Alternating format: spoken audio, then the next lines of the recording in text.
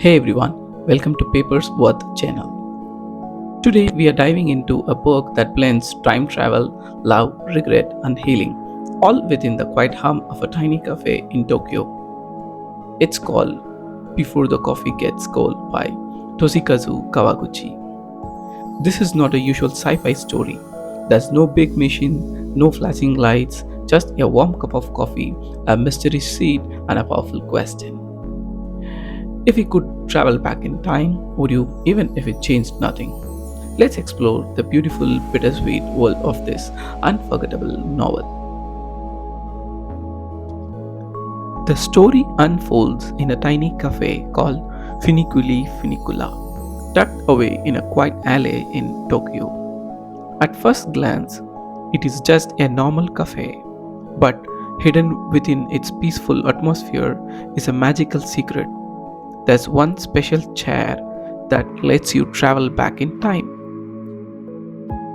Sounds amazing, right? But there is a catch.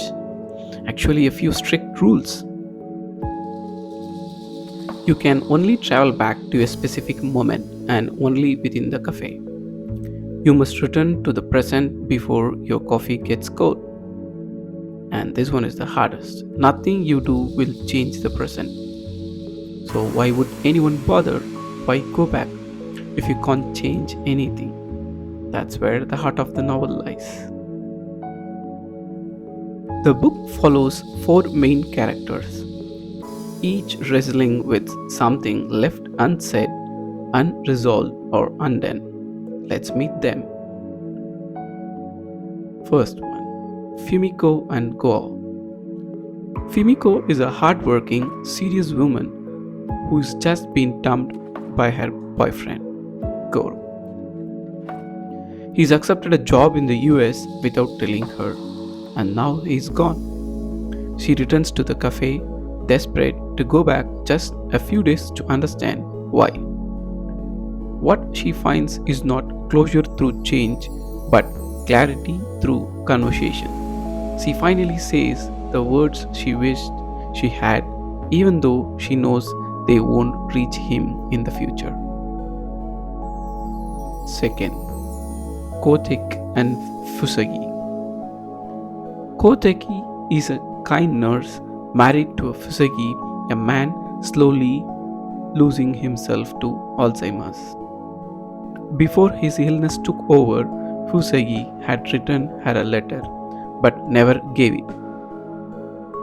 She travels back to receive the letter, even if it does not change the fact that in the present he no longer remembers her.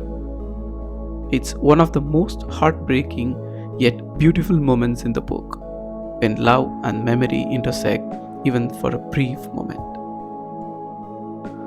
Third, Hirai and her sister Kumi.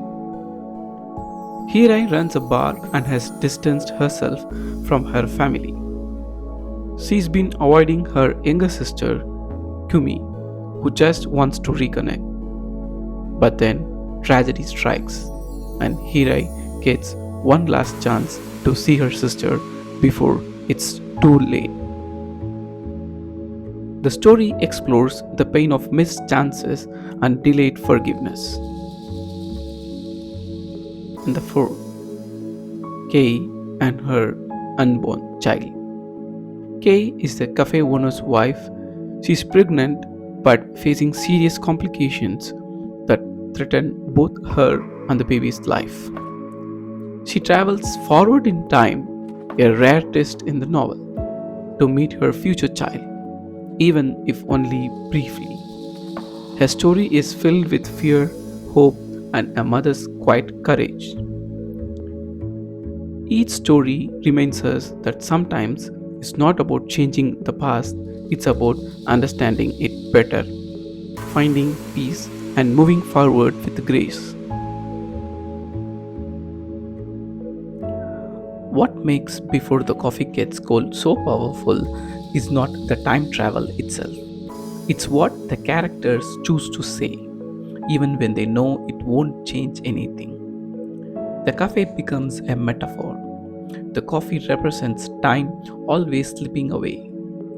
The seat symbolizes opportunity, limited and specific, and the rule that the present won't change reminds us that while we can't rewrite our past, we can change how we feel about it. It asks us, if you had just 5 more minutes with someone, would you say the words you held back? Would you listen more closely? Would you just sit with them before the coffee gets cold? The book is a gentle reminder that time moves on, but connection, emotion, and meaning live in the moments we share. It's not just a book about regrets, it's about courage. The courage to revisit painful moments, to accept what we can't change, and to cherish what little time we have. So, who would go back and see? And what would you say before your coffee gets cold? If this story moved you, leave a comment with your favorite part or your own coffee moment. Don't forget to like, subscribe, and join us next week as we dive into another powerful read here on Paper's Worth. Until then, keep your coffee warm and your heart warmer.